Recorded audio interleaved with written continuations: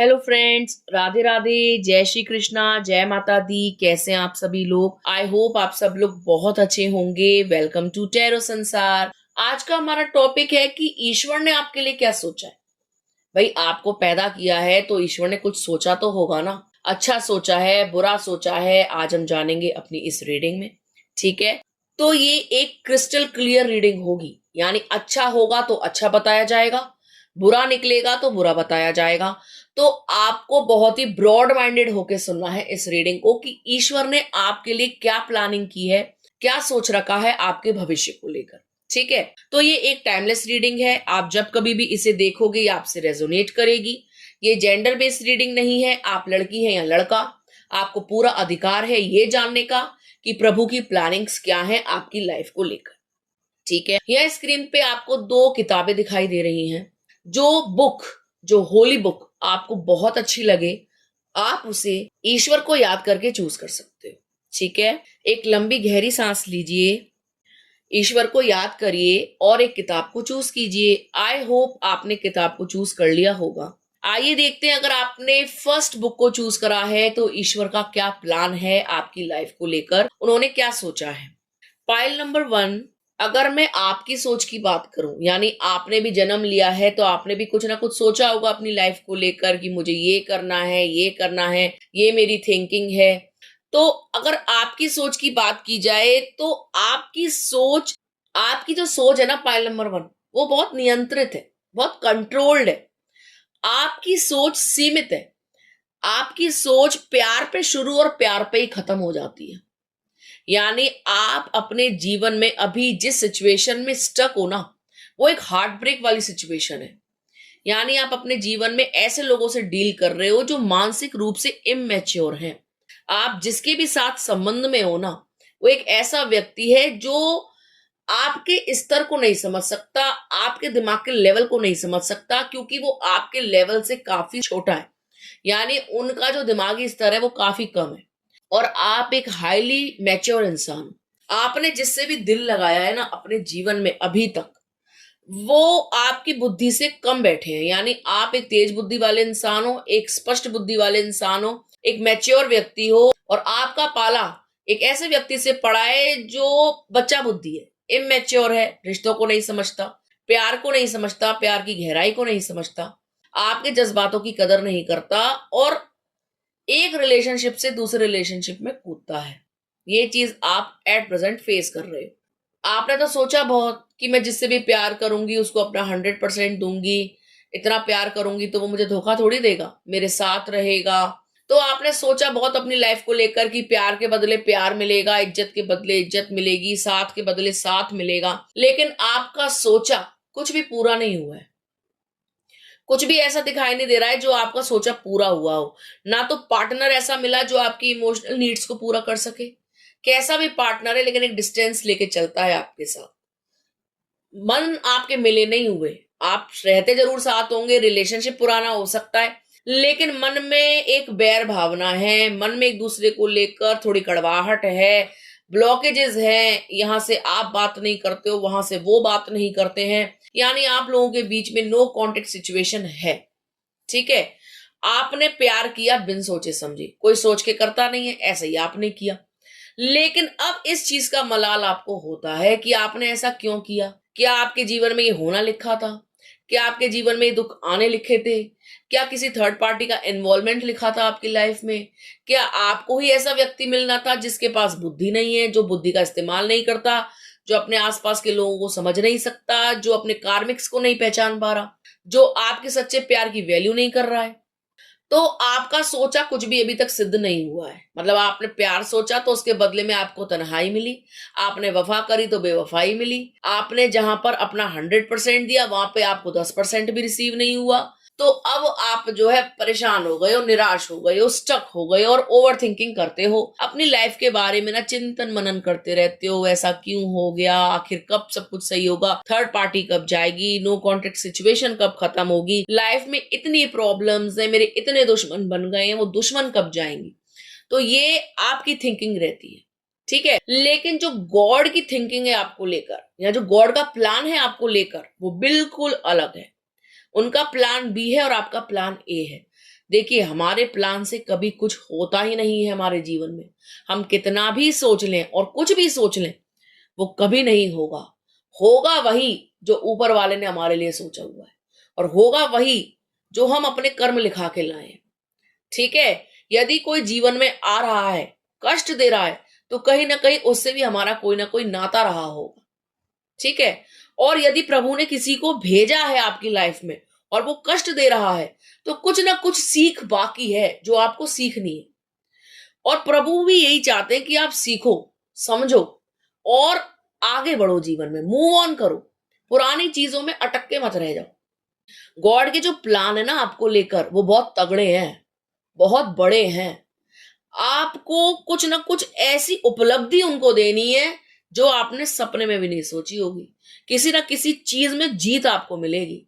देखिए, एक जीत जो दिखाई दे रही है ना अभी एट प्रेजेंट इन कार्ड्स में, वो पहली जीत तो आपकी है कि यदि आप कोई कोर्ट केस लड़ रहे हो किसी ऐसे व्यक्ति के खिलाफ जिसने आपका बहुत नुकसान किया है, तो आप वहां से केस जीतने वाले हो। एक चीज तो ये दिखाई दे रही है जो ईश्वर की प्लानिंग है आपको लेकर। दूसरी प्लानिंग ये है कि आपकी लाइफ में कोई एक ऐसा व्यक्ति आएगा जो आपका सच्चा साथी होगा। यानी आप पेनफुल हर्टफुल सिचुएशन से निकलकर एक बेटर सिचुएशन में जाने वाले हो। ये गॉड की प्लानिंग है आपको लेकर। उन्होंने ये सोचा है आपके जीवन को लेकर। और यदि आप अभी भी अपनी बुद्धि को सीमित करे हुए हो, वही प्यार के बारे में सोच रहे हो, वही बेवकूफ इंसान के बारे में सोच रहे हो जो आपको दर्द दे रहा है, आप वही स्टक हो गए हो, बाहर आ जाओ उस एनर्जी से। वहां कुछ नहीं रखा। पेन में रहोगे, अपने बात को समझो, अपने दिमाग को समझो, प्रभु के इशारे को समझो। ठीक है? आप ये मत सोचो कि जो आ गया वही स्थिर है। अरे वो कारण रहा होगा, कोई ना कोई बात रही होगी, आया चला गया, ठीक है जाने दो। लेकिन उसके बारे में चिंतन कर रहे हो, मैंने ये समय बिताया था, वहां पर वो अच्छा था, बहानेबाजी कर रहे हो, अरे तब तो अच्छा किया था ना, तब तो अच्छे से रहा था ना। अरे ये मत सोचो, रहा था नहीं रहा, अब तो नहीं है ना, जब रहा था तब रहा था, अब वो कुछ नहीं है। तो आपको जो चला गया आपकी लाइफ से, या जिसने अपनी औकात दिखा दी, या जिसने अपना असली रंग दिखा दिया ना, उसके बारे में ज्यादा चिंतन नहीं करना, ज्यादा थिंकिंग नहीं करनी। और दोबारा से उस इंसान को रंगने की जरूरत नहीं है जिसने अपने असली रंग दिखाए हैं। प्रभु आपसे कह रहे हैं कि जीवन में आगे बढ़ो, बहुत कुछ अच्छा रखा है तुम्हारी लाइफ में। उनकी प्लानिंग बहुत बड़ी है आपकी लाइफ को लेकर, और आप अपनी छोटी बुद्धि से उसको स्टक कर रहे हो। गॉड की जो प्लानिंग है ना, उस पर शक मत करो। ठीक है? तो यकीन मानो, आपकी लाइफ में कुछ बेहतर होने वाला है, कुछ बेहतरीन होने वाला है। आपके साथ जिसने भी इनजस्टिस किया है, चाहे पार्टनर है, चाहे रिलेटिव है, चाहे इन लॉज है, चाहे अड़ोस पड़ोस का कोई है, वो पनिशमेंट पाने वाला है। एक तरीके से मान लीजिए वो कर्म भोग रहा है या कर्म भोगने वाला है। बहुत तगड़ी वक्त की मार उस पर पड़ने वाली है, प्रभु की लाठी उस पर पड़ने वाली है। ठीक है? तो गॉड की प्लानिंग एक तो यह कि आपके साथ जस्टिस हो। वो यही प्लान कर रहे हैं कि बहुत जल्दी जो है आप अपने जीवन में सुख को भोगो, दुख में से बाहर आ जाओ, कष्ट में से बाहर आ जाओ, आप अपने जीवन को अच्छे से व्यतीत करो, आपका परिवार आपका साथ दे, आपके सच्चे मित्र बने, आप अपने जीवन में कुछ ना कुछ बड़ा अचीव करो, नेम फेम आपको मिले, पैसा आपको मिले, खुशियां आपको मिले। तो प्रभु की यही प्लानिंग है आपकी लाइफ को लेकर। ठीक है? प्रभु आपको एक अच्छा जीवन देना चाहते हैं, एक सुखी जीवन देना चाहते हैं। आप एक ईमानदार व्यक्ति हो, स्पष्ट व्यक्ति हो, धोखेबाज दगाबाज नहीं हो। और यही चीज आपने दुनिया से मांगी। दुनिया ने आपको दिया सिंगट्टा, ठेंगा, बाबा जी का ठुल्लू। अब आप रोते हो अपनी किस्मत को। बिल्कुल मत रो, किस्मत बहुत बुलंद है, बहुत तगड़ी है।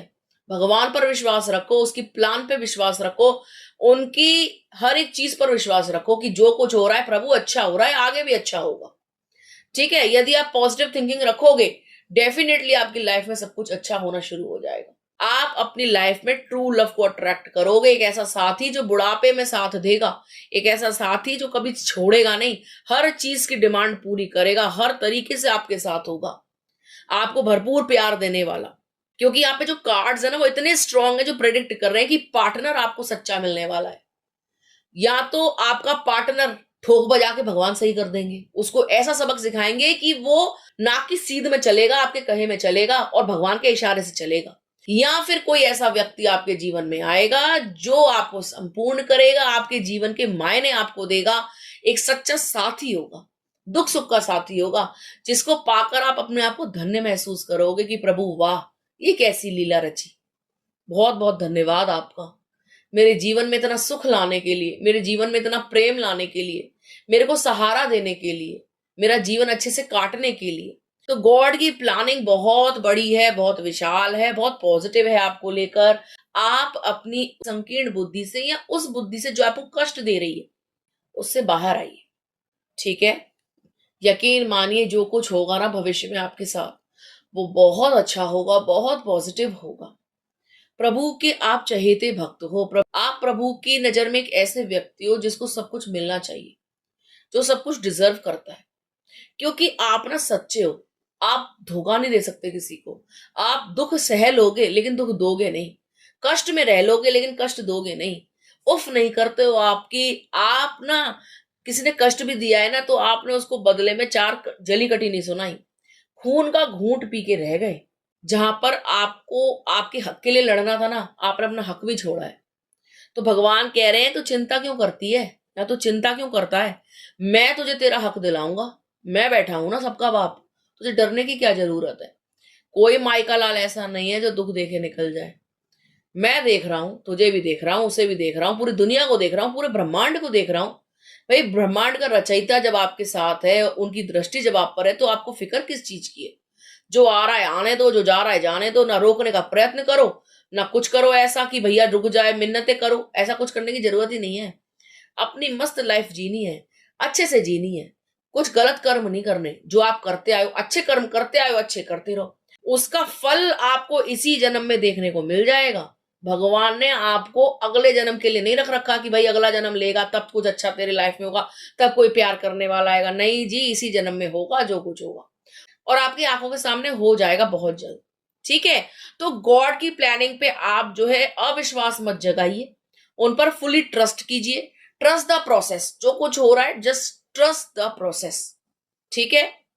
Trust the universe, trust the divine, trust the almighty, you will be in better situation, ठीक है। जो पास्ट था उसको भूल करके आगे बढ़िए, जो आपका फ्यूचर है वो बहुत ब्राइट है। गॉड ने आपके लिए कुछ बहुत बड़ा प्लान किया हुआ है जो बहुत जल्द आपके सामने अनलॉक होने वाला है, ठीक है गाइस। तो ये थी पाइल नंबर 1 वालों के लिए रीडिंग। आइए देखते हैं, अगर आपने पाइल नंबर 2 को चूज करा है तो ईश्वर ने आपके लिए क्या सोचा है। भाई पाइल नंबर 2, आप इतने दुखी क्यों रहते हो, हर वक्त आप ये क्यों फील करते हो कि कोई आपके लिए है ही नहीं। आप हर वक्त ये क्यों फील करते हो कि आपकी जिंदगी में तो केवल लोनलीनेस है। आप ये क्यों फील करते हो कि भगवान आपकी सुनते नहीं है, आपकी कोई प्रार्थना ऊपर तक जाती ही नहीं है, कोई आप पर ध्यान ही नहीं देता। आपको ऐसा क्यों लगता है कि भगवान ने आपको बना करके कोई गलती कर दी। आप मतलब बहुत ज्यादा नेगेटिव सोचने लग जाते हो और अपने आप को दुनिया से अलग थलग करके चलते हो। आप जब भी अकेले में होते हो ना तो आप यही सोचते हो कि आपका भाग्य ना बिल्कुल भी अच्छा नहीं है, या आपके भाग्य में ना कोई सुख नहीं है। आप यही सोचते हो कि जीवन में संघर्ष बहुत है। आप ये बहुत सोचते हो कि आप जिसके साथ भी अच्छा करते हो वो बदले में आपके साथ बुरा करता है। तो कहीं ना कहीं आप अपनी सोच से ऐसी सिचुएशन को और अट्रैक्ट करते हो, ठीक है। माना कि आपकी लाइफ में बहुत कुछ अच्छा नहीं हुआ, माना कि आपकी लाइफ में मेहनत बहुत है, माना कि आपने अपने जीवन में बहुत सारे उतार चढ़ाव देखे हैं, आपने अपने घर में बहुत सारी डेथ देखी होंगी, बहुत बुरे बुरे हालात देखे होंगे, पैसे की कमी देखी होगी, रिश्तों का आपको छोड़ करके चले जाना देखा होगा, या रिश्तों के असली रंग आपने देखे होंगे। आपने अपने जीवन में ना काफी कुछ सीखा है।